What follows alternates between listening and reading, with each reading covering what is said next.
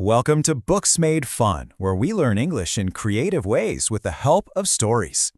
So, here's what our journey looks like today. First, we'll dive into the story of The Monkey and the Crocodile. Then, we'll take a closer look at all the great vocabulary from the tale. After that, we'll talk about the story's wisdom, and finally, you'll get a chance to practice everything you've learned. Let's begin the learning, my learners. All right, let's get into our story. This one's a fantastic tale about a very clever monkey and a crocodile who's in a tough spot. It's all about what makes a real friendship and what happens when that trust is broken. Okay, picture this. On the bank of a serene river, a really calm and peaceful one, there lived a very generous monkey. He was super kind and loved to share. He had a pretty carefree life, totally relaxed and without any worries, living up in a magnificent, just absolutely grand jamon tree. This tree gave him an abundance of fruit, tons and tons of it. Well, he made friends with the crocodile, and they became so close they promised to stick together through thick and thin. That means through all the good times and the bad. But here's where the trouble starts. The crocodile's wife was, she was manipulative, always trying to control people to get what she wanted. And one day, she came up with a wicked idea, a truly evil plan. She told her husband she wanted to eat the monkey's heart. The crocodile was completely taken aback, just totally shocked. But his wife didn't stop there. She started to add fuel to the fire, making the whole situation even worse. This left him feeling caught between a rock and a hard place, stuck with two terrible choices. So the crocodile finally gave in and decided he had to trick his friend.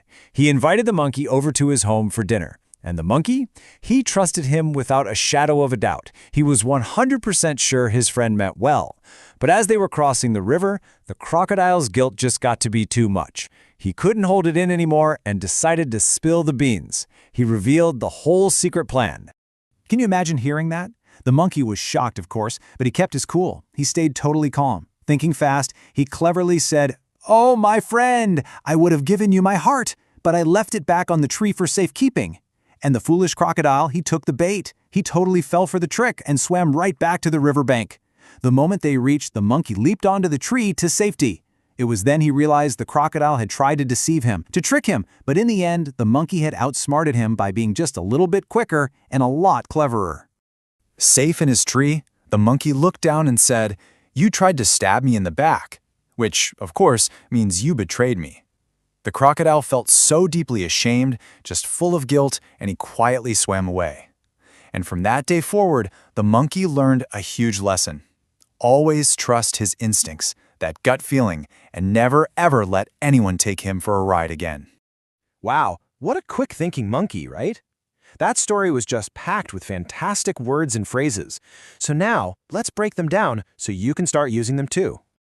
All right, first up, let's look at some words for description. We have serene. It's an adjective, and it just means calm and peaceful. You could say, the garden was serene. The noun form is serenity. You might feel a sense of serenity. Next, magnificent. Another great adjective, meaning really grand and impressive, like, that was a magnificent performance. Then there's abundance, which is a noun meaning you have a whole lot of something. For example, the party had an abundance of food. And finally, carefree, an adjective for when you have no worries at all.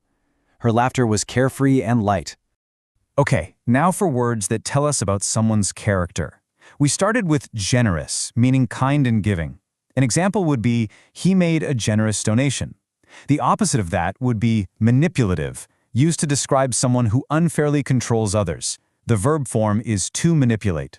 Then we have wicked, which is a simple one. It just means evil or morally wrong. Like in the story, she had a wicked plan. And last, ashamed. This is how you feel when you've done something wrong, guilty. You could say he was ashamed of his behavior. And for our last set of vocabulary, let's talk about deceive. It's a verb that means to trick or mislead someone. The noun form is deception, as in his story was a web of deception. And the adjective is deceptive, like her smile was deceptive. And then we have instincts, which is a noun for those natural feelings or gut reactions you have. We often say you should trust your instincts. The adjective form is instinctive. For example, it was an instinctive decision to run. Now, for the really fun stuff, idioms.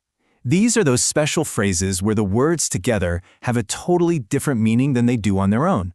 They really make your English sound more natural. So, in the story, the monkey and crocodile were supposed to be friends through thick and thin, which means staying together in both good times and bad times. But the wife decided to add fuel to the fire. She made a bad situation even worse. This left the poor crocodile caught between a rock and a hard place, meaning he had to choose between two equally bad options. The monkey trusted his friend without a shadow of a doubt, with total and complete certainty. And this all started because the wife came up with a wicked idea, which just means she thought of or created an evil plan. All right, let's finish up these idioms. The crocodile finally decided to spill the beans or tell the secret. Even with this shocking news, the monkey managed to keep his cool or stay calm.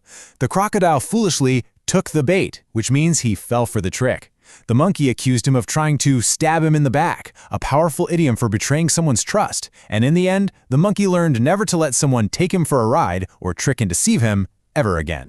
So, we've gone through the story, the words, the idioms. But what's the big lesson here? What's the main takeaway from what happened to our clever monkey? Let's think about that for a second. And here it is. The story's wisdom is this: presence of mind can save you from danger.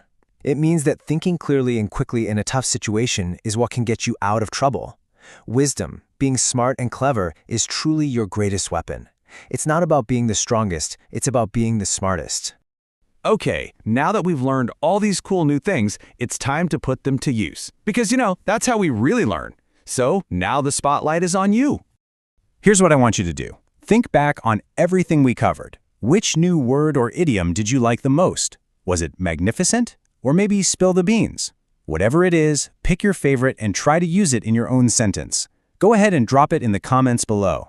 I'm really excited to read what you all come up with. And that brings us to the end. I hope you found this story helpful for your English learning. Please let us know what you thought. Your feedback really helps us out. And if you enjoyed it, please remember to like, share, and subscribe. It helps support our channel and lets us create more content just like this. Thanks so much for joining me today, and I'll see you in the next one.